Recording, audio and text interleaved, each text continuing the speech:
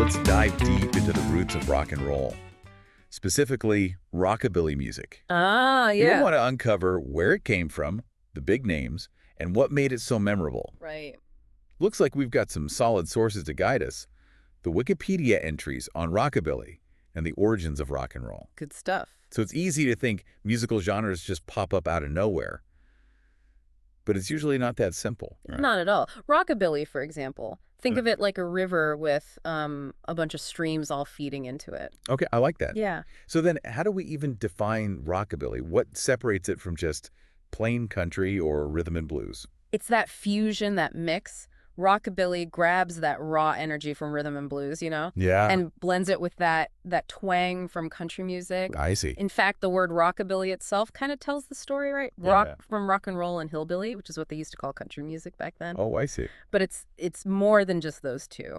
Yeah, you got Western swing in there, some boogie-woogie jump blues, even electric blues. Wow. It's this awesome mix of influences that give rockabilly its sound. It sounds like a musical melting pot. Yeah, exactly. So where do we even start tracing this family tree back to? Well, you got to rewind back to the 1920s. Oh, That's where we start to see those early links between country and blues. interesting. You had Jimmy Rogers, the blue yodeler. Oh, yeah, Jimmy Rogers. He was putting blues chord progressions in his music. Wow. Way back then, Way back then. Yeah. Take a listen to his blue yodels. Not quite rockabilly yet, but you can hear those bluesy influences sneaking in. Yeah, I can hear that. It's like those early echoes. Exactly. So how did this sound evolve? What happened next?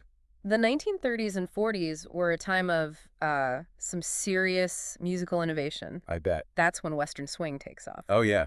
Western swing. Led by Bob Wills and his Texas Playboys. Right. Imagine country music with the energy of a big band jazz outfit. Wild. They threw country and jazz together, even tossed in horn sections. Cowboy hats and saxophones. What a combo. Right. Bob Wills himself said rock and roll was basically the same music he'd been playing since 1928. Oh, really? Yeah, just with a different name. Interesting. Those early Western swing bands, Yeah. they were setting the stage for that rockabilly explosion that was coming. That's cool. So they were setting the stage, blending genres, experimenting. What other musical experiments were brewing around this time? Well, hillbilly boogie comes up around then, too. Okay. Think of country music, but with those driving boogie bass lines, Yeah. Artists like Moon Mullican and the Delmore Brothers, they really made that sound popular. Right. And then there were the Maddox Brothers and Rose. Oh, yeah, yeah. They brought something totally unique, What's that? a slapped bass style. Okay. That would become like a trademark of rockabilly. Right, right. So we got all these pieces coming together. But who are the artists who took these pieces and turned it into rockabilly? Right. So that's where we meet the pioneers, Yeah. the ones shaping the sound before Elvis Presley hit the scene. Guys like the Burnett brothers, Okay, the Burnett Brothers. Johnny and Dorsey, Oh. and their guitarist, Paul Burleson. Uh-huh.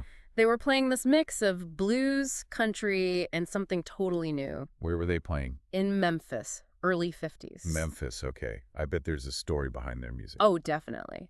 They even named a song after their sons. Really? Yeah, Rock Billy Moogie after Rocky and Billy. Talk about proud dads, right? Oh, wow, that's great. Rockabilly Boogie, I like that. But their real gem is this 1956 hit, Train Kept a Rollin'. Okay. It's considered one of the top 500 rock songs, according to Rolling Stone. Wow. And there's a good chance it's the first rock recording to use distortion, too. Really? Distortion. Wow. They were pushing the boundaries, creating something completely new. That's so cool. Distortion is such a signature sound in rock. I can't imagine hearing that for the first time back then. Must have Yeah. been groundbreaking.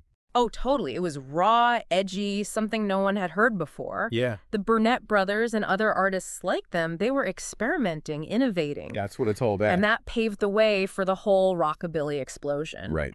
And speaking of innovation, the stage was set for someone to take this raw energy, this unique blend, and make it a national phenomenon. Right. And then Elvis Presley arrives. Exactly. And the rest is history, right? That's it. You know, it's funny. When Elvis first appeared, there wasn't really a name for his style of music. Oh, really? Yeah. He was called things like the Hillbilly Cat or the King of Western Bop, Wow. which kind of hints at that fusion he embodied. Yeah, But it was Elvis who really defined rockabilly and brought it to everybody. absolutely. Elvis Yeah. had such a unique sound. Yeah. What were the elements that made it so rockabilly? What set him apart? Well, there was that unmistakable slap bass, the super intricate and fast guitar picking, and a lot of echo. Oh, yeah. A technique that became synonymous with rockabilly. And then there's Elvis's voice itself. Oh, yeah. He could blend genres like crazy. Yeah. He'd go from this high falsetto to a deep bluesy growl, just like that. That's incredible. Full of energy, hiccups, stutters, these amazing vocal swoops that were just, mesmerizing. Yeah. Plus, you can't forget that raw passion he brought to every performance. Right. It's amazing to think about how much innovation was going on. I've always wondered, what was the audience's reaction? Was it instant success, or was there some pushback against this blend of genres? That's a great question. It wasn't always smooth sailing. I bet. There were definitely some people who saw rockabilly as like a threat to traditional music. Oh, yeah. But for many, it was a breath of fresh air. Right. A rebellion. It was music that made you want to move, dance, let loose. Right. That energy, it was contagious. You can't deny the impact Elvis had. Yeah. But he had a fantastic band backing him up, too. What role did they play? Oh, his band was essential. Scotty Moore on guitar, Bill Black on bass, DJ Fontana on drums, Right. all masters. Yeah. Then you had Floyd Kramer on piano, adding those beautiful melodic touches. Right. And of course, the Jordanaires on those smooth vocal harmonies. Yeah. It was a true collaboration. Together, they made magic. Absolutely. So we have Elvis, this groundbreaking band, this raw sound that's captivating audiences. What happens next? When does rockabilly truly explode?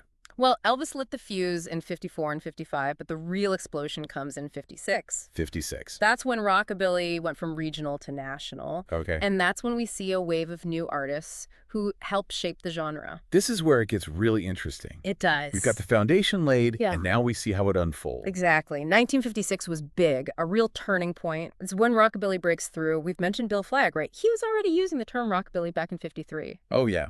Bill He even had a hit with Go Cat Go. So the term rockabilly was around even before Elvis really took off. Yeah, exactly. And it wasn't just the word. Artists like Flagg were already working on that sound, but 56, that's when a whole new wave of talent appears. Right. Like Jonas Martin. She was playing what some people call proto-rockabilly at only 13 years old. 13 years old. Wow, that's incredible. What made her stand out? She was fearless, Even when people didn't like electric instruments, she was mixing country and R&B. Really? Creating this raw sound that would become like a staple of rockabilly, a true trailblazer. That's amazing. Yeah. A teenager leading a musical revolution. Who else was making noise in 56? Well, you can't talk about rockabilly without Gene Vincent and his Blue Caps. Oh, yeah, of course. Their song Bebop-A-Lula came out in June 56, sold over 1 million copies, became a total anthem. I can see why. Bebop-A-Lula still holds up. That beat, the lyrics, it's impossible not to move to it. Pure energy. Captured the whole spirit of rockabilly perfectly. And then you have Wanda Jackson. Wanda Jackson, yeah. Often called the Queen of Rockabilly. She was making her mark around the same time, Brought a strong female voice to the genre. It sounds like 56 was a real turning point for rockabilly, all these great artists breaking through. Anyone else we should mention from that time? Oh, absolutely. Jerry Lee Lewis. Yes. Jerry Lee Lewis. He bursts onto the scene in 57. Okay. Hits like whole lot of shaking going on and great balls of fire. Classic. He brought this wild energy to the piano, Yeah. Captivating and controversial. He was a force, that's for sure. His music was electric. And speaking of electrifying, what gave rockabilly that distinct sound? What were some of the key elements? That's where things get interesting. We've talked about slapback echo, but let's get into the details. Yeah, okay. It used tape delay to make a short echo. That's Yeah. what gave the music that bouncy feel. I see. And then there's reverb, adds depth and space to the sound. So these weren't just random effects, they were choices that really shaped the genre. Oh yeah, for sure. Echo and reverb were super important to the rockabilly sound. Take Decca Records, for example. Okay. They had a studio in New York City. Yeah.